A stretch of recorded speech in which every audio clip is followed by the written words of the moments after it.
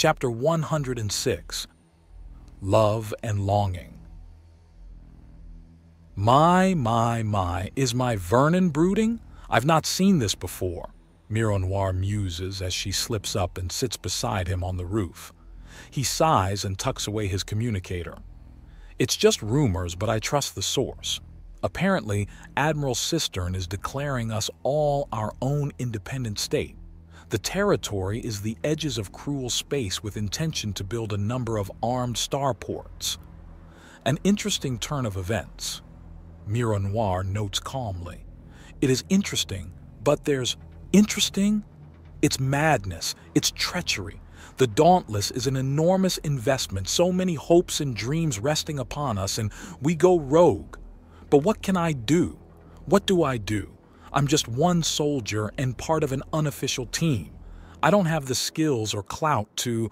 This could end so badly, and... He's cut off as Mironoir cuddles into him from behind. He takes a deep, shuddering breath and thinks, I don't know what to do. I don't know what to think. I never considered this happening. Is it official? Mironoir asks, and he simply shrugs. I don't know. At the moment it's just a rumor, but Zan speaks with Sir Philip daily, and Sir Philip is Admiral Cistern's direct assistant. Vernon explains as he tries to think. This isn't like him, not in the slightest. Admiral Cistern was very much about doing this mission to the best of his abilities. How can he accomplish that if he hijacks it entirely? Even if this is going in the worst way possible, you at the very least have a way out, my love. We don't have to return to Centris. Cerbo gladly welcomes its princesses home, and sorcerers are always wanted, she assures him, and he leans back to nuzzle against her somewhat. Thank you. That does help a great deal. No official notice has gone out yet. So, it's hopefully just an exaggeration, Vernon says as he leans back and sweeps up Mironoir to swing her around and sit her on his lap.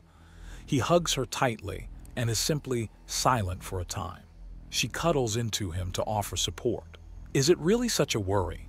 New countries are born all the time. Cerbo has not had a single day of peace in recorded history. It's merely that our wars are more ceremonial now. Great duels between royals over which village flies which banner. Yet, if the Empress were ever to show herself weak or craven, true war would return. A day all prepare for, Mironoir explains, and Vernon chuckles. I suppose I could use that Apuk enthusiasm. Find it as something to look forward to rather than dread. Vernon remarks and Mironoir giggles. Maybe you just need to burn off some energy? You have too much and are thinking about terrible things without end. Some relief, perhaps? Mironoir offers. Oh, and exactly, how shall we burn it off? Vernon asks her, and she nuzzles into him.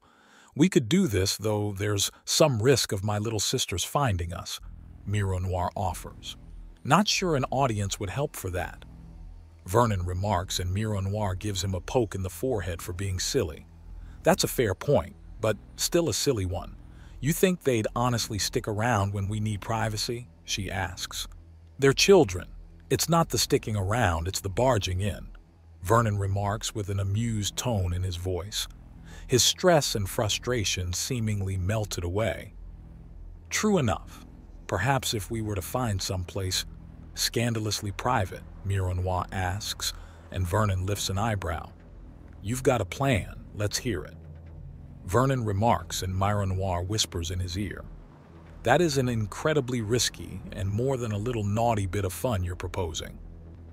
You don't think it's a good idea? She asks in a slightly surprised tone. It's an excellent idea, but we're going to be watched by the woods themselves. Vernon remarks, and Mironoir suddenly pauses, meaning every sorcerer that is and shall be will see us. Perhaps it's not so grand an idea after all, Mironoir mutters with a blush. Not quite that bold, Vernon teases.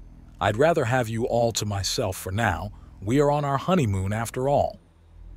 Mironoir purrs, and he lets out a little rumble of contentment and holds her tighter. A very fair point, And since we're both outside already, is there any place you'd like to show me? There is a place not too far away, though there is something I want to do there. Excuse me a minute, she says before giving him a light kiss and hopping out of his lap. All right, I'll be in the backyard, Vernon remarks. Oh no, stay here, otherwise the whole family will want to come. An afternoon alone together is what I want. Then I shall abide, Vernon remarks, and she jumps off the room. He's alone with his thoughts for a few moments. Things just weren't adding up. If Admiral Cistern needed them to somehow start his State of the Undaunted, then why would he approve of the village? He couldn't make sense of it. Even if there was a very, very good reason for what Admiral Cistern is doing, then the questions of how he's going to be juggling all this immediately follows it. Back to brooding? Already? Mironoir asks a few moments later as she hops onto the roof to land beside him. I'm not brooding. Leaning forward, chin on fist, eyes fixed on the distance and a hunched-in stance. That's a brood. I'm just trying to think, Vernon protests. A deep melancholy think on a heavy topic. That's a brood. She teases him and he sighs before noticing that she's got one of the shell-patterned backpack on. Come on, let's have some fun and get the brooding over and done with. She giggles and he holds up his hand for her to help him up. There's a little twist of axiom and she scoffs as he lifts into the air at her pull without him bothering to move from his sitting position. She just gives him a slight smile and he unfolds slowly in midair. Okay, where to? He asks with a slight chuckle as he touches down. We're going swimming this way, she says, before launching herself off the reinforced roof and into the distance. He follows with a leap of his own and quickly not only catches up but bends the axiom in just such a way as to pull ahead. He turns around in midair and slowly turns upside down so that he ends up nearly face to face with Mironoir as they soar. That's going to make landing awkward. She notes, looking somewhat to the left as he pulls ahead. Reality blinks and he's suddenly beside her and slowly turning in the air to face forward.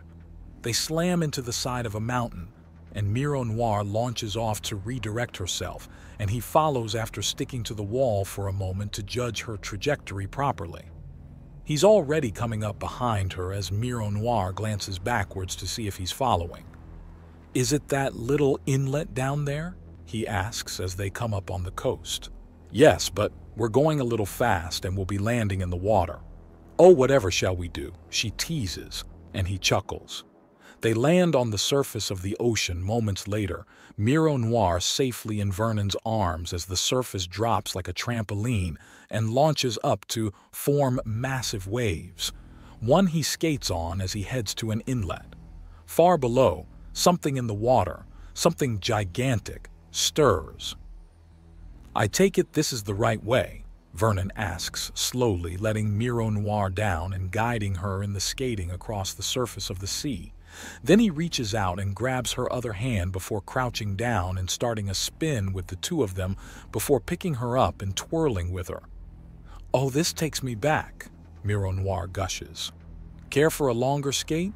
We only had a little time on the water and a bit of fun. We could have a lot more before even entering it this time. Vernon offers and Mironoir sighs in contentment. That sounded like a yes to me. Of course it was. I was just waiting for the opportunity. Mironoir gushes.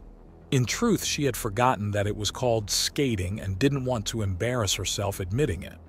Actually, forgetting a detail on how she met her husband was just shameful, but she was much more focused on what they were actually doing and how it felt than what things were called. You should have said something. This is fun, Vernon says as they glide over the ocean, dipping up and down with the waves as something large circles far below. So what's that thing under us? I think it's hungry. If it acts on it, then it's the main course of our next meal. The jagged coastline has a sheer drop-off directly into a dark water trench.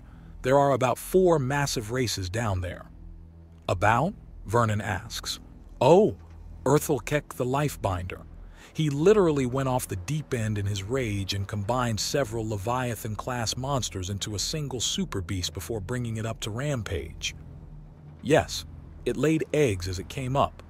We're not sure to this day if his monster was able to reproduce or if they were just normal Leviathans. Either way, it certainly went to show that sorcerers were more than just mystery and woodsy ways, that the power ran deeper and stranger. Miro Noir adds, and Vernon chuckles. I suppose I pushed those limits again. Transmutation, time manipulation, and sheer thermal control to command warfire and ice at once. I added quite a bit, I think. Vernon notes. Not that you're boasting or anything. Miro Noir notes with a smile. Not at all. Much like when I claimed to have the most beautiful princess to ever hold the title. He compliments as they skim in a lazy circle. Oh my Vernon! Miro Noir gushes before cuddling into him as the skating slows and she just basks in his presence. They slow to a stop and, upon the dark water, just hold each other for a moment, right before a maw erupts around them both as a Leviathan erupts from below. Jagged teeth slam together as an impossibly huge creature crashes through the surface to make a meal out of them, only to scream in agony as even when gushing over his wife, Vernon is on the ball and had teleported them out of immediate danger. Now they stand just behind the beast, hand in hand and balanced on the frothing ocean surrounding the monster. Miro Noir is a battle princess, meaning the creature has already been impaled by her weapon, and the brutal spikes along the side of the war sword fulfill their purpose and dig deep into the flesh, which allows her to cut a massive gouge out of the meat and straight to the bone on its scalp, tearing the creature open as if it were made of paper. Chill. Vernon orders, and the water surrounding the monster turns to ice as he grabs the thermal energy and then shapes it into a lance of green warfire he hurls into the open wound. The fire burns through the bone and directly into the gigantic but proportionately small brain of the monster. There's a rush of steam as the brain of the beast is flash-cooked and the whale-sized monster goes still. The gigantic beast slumps over to lie dead in the water, and Vernon considers. So, how much do we eat? How much do we keep, and how much do we give to others? He asks Miro Noir, who looks confused for a moment before comprehension dawns. Well, it's certainly too large to eat on our own. Sharing it with family still isn't enough. It would be a waste to fell a creature like this in battle and not see what kind of sauces and drinks pair well with it. There are recipes, but these beasts are usually rather hard to fight. Balancing on water is a bit of a difficult trick, and sorcerers aren't well known for enjoying hunts, but it takes an entire community to butcher and prepare a Leviathan of any type. Well, let's pin it down so it doesn't float away and see who we need to talk to, Vernon remarks. Things just get more and more interesting. This is going to be quite the feast. No, this will be a festival. Miro Noir notes as she uses warfire to clean her blade and then cools it with a dip into the water. She stashes it away and pulls out her communicator. She still hasn't let go of Vernon's hand as he uses the axiom to guide the Leviathan closer to shore. Neither of them even consider letting go.